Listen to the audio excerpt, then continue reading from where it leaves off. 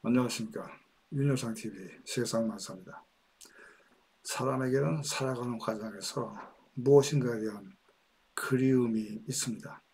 지금 전 상황이 좋지 않을 때는 어떤 확실함이나 안정성에 대한 그리움일 수도 있고, 또 사랑하는 사람에 대한 그리움일 수도 있고, 고향을 생각하는 마음일 수도 있고, 또 내 삶에 대해서 보다 더 깊은 의미나 목적을 갈망할 수도 있죠. 그것은 우리가 목표를 달성하고 삶의 긍정적인 변화를 가져오도록 우리에게 동기를 부여할 수도 있습니다.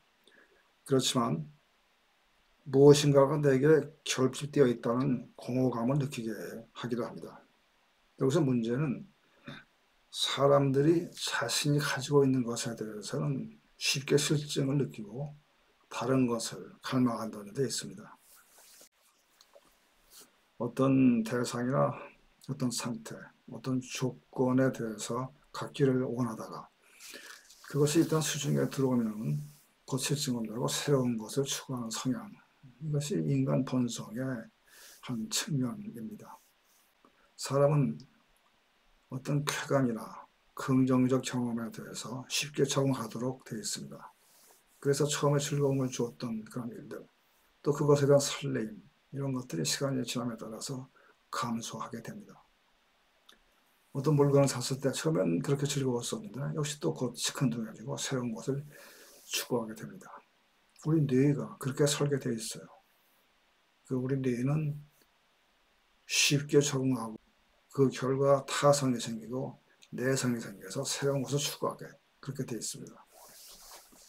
사람에 따라서는 어떤 원하는 감각을 추구할 때 또는 일상생활에서 내성이 쉽게 생기는 경우가 있습니다. 이런 특성으로 인해서 다른 사람보다 지루함을 쉽게 느낍니다. 방랑병이라는 게 있죠. 일상생활에서 지루함을 느끼고 어디론가 떠나는 사람, 이것을 반복하는 경우, 그것이 방랑병입니다. 또 산에 가는 사람들, 왜 산에 가는가 하고 물어보면 저기 산이 있으니까 그렇게 얘기를 합니다. 그런데 그 이면에는 일상생활에서 탈출하고 싶은 그런 욕구가 깔려 있는 거죠. 동일한 자극에 지속적으로 노출되는 정신적인 피로가 발생하여 자신이 가진 것을 소중하게 생각하기 어려워질 수가 있습니다. 그렇기 때문에 새로운 것에 대한 갈망이나 그리움이 생기게 되는 거죠. 여기도 해서 소셜미디어, 인스타나 페이스북 같은 것을 통해서 또 새로운 것들이 자꾸 올라옵니다. 사람들이 여기 올릴 때는 뭔가 내세울 수 있을 만한 것을 올리기 때문에 이런 것들이 또 새로운 욕구를 만들어내기도 합니다.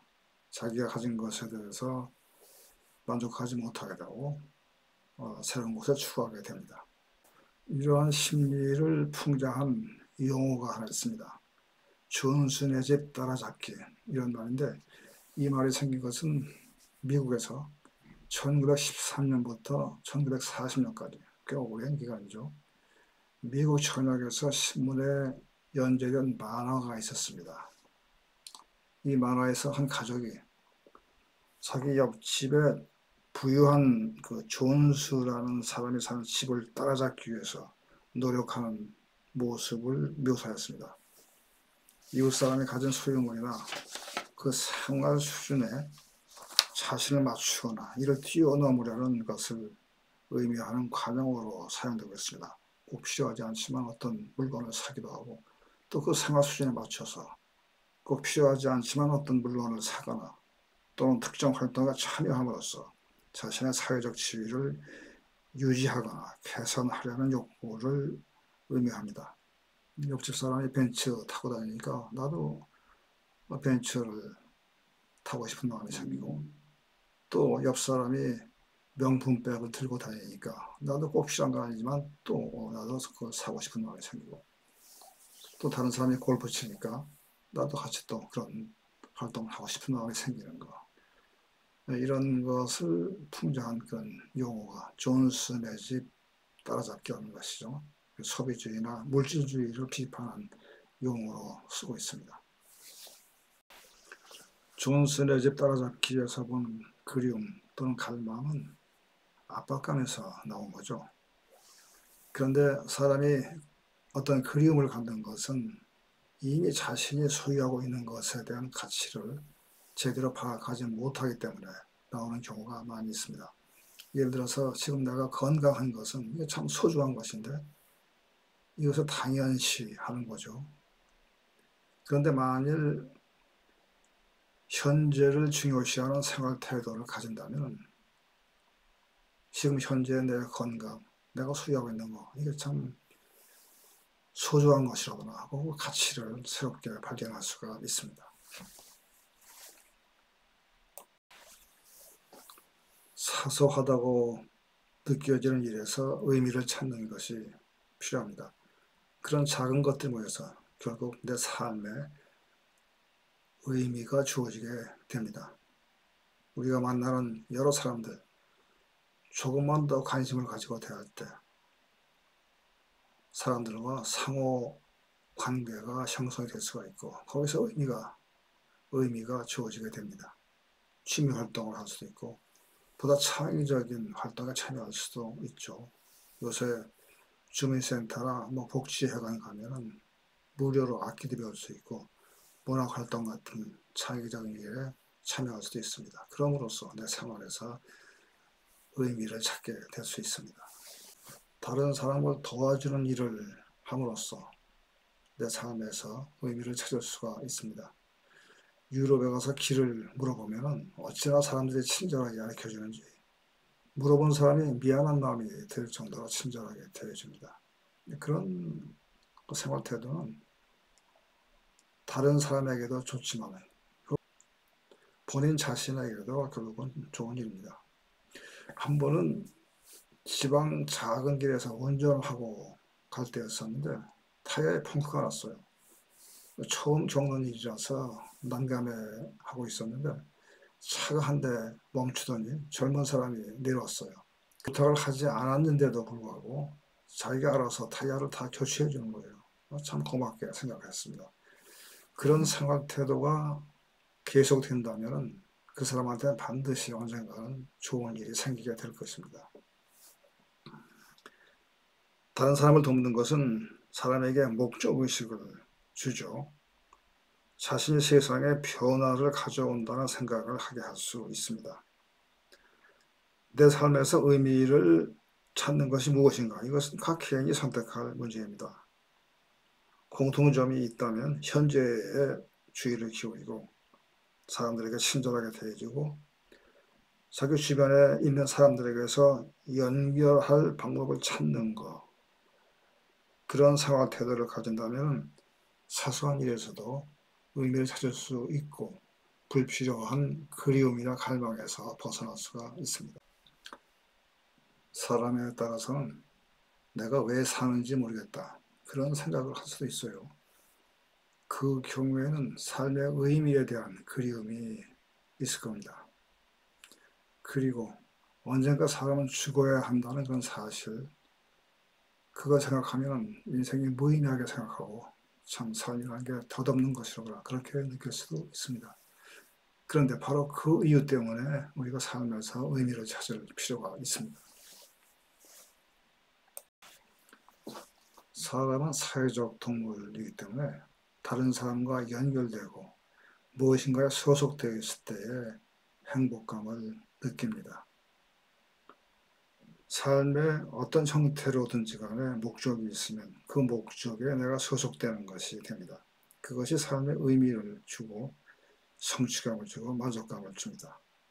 목적이 있을 때 의미 있는 활동에 참여할 수 있게 되고 다른 사람과 연결되고 행복감을 느끼게 됩니다. 종교가 있으면 그 종교가 삶의 의미를 주게 됩니다. 종교가 없는 사람이라면 의미 있는 활동에 참여함으로써 세상을 보다 낫게 만드는 일에 내가 같이 한다는 그러한 생각이 또 행복감을 줄 수가 있습니다. 자신이 흥미를 느끼거나 관심을 가지는 대상을 하나 찾아서 누구에게나 다 있을 수 있습니다. 그 활동을 어디까지 개선시킬 수 있을 것인가 목표를 세우면은 생활의 변화를 줄 수가 있습니다. 그 활동을 보다 더 잘할 수 있도록 개선을 위해 노력하는 과정이 하나의 도전이 되는 것이죠. 자기를 통제하고 훈련시키는 그런 과정이 될 수가 있습니다. 그래서 내가 발전하고 있다는 생각을 하게 되고 자신을 긍정적으로 볼 수 있게 되고 막연한 그리움에서 벗어날 수가 있게 됩니다.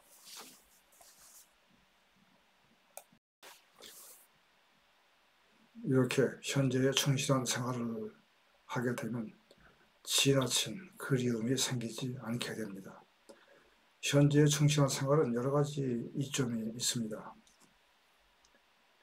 미래에 대한 불안감, 걱정이 감소되고 새로운 아이디어, 효과적인 해결 방안을 찾을 수가 있습니다.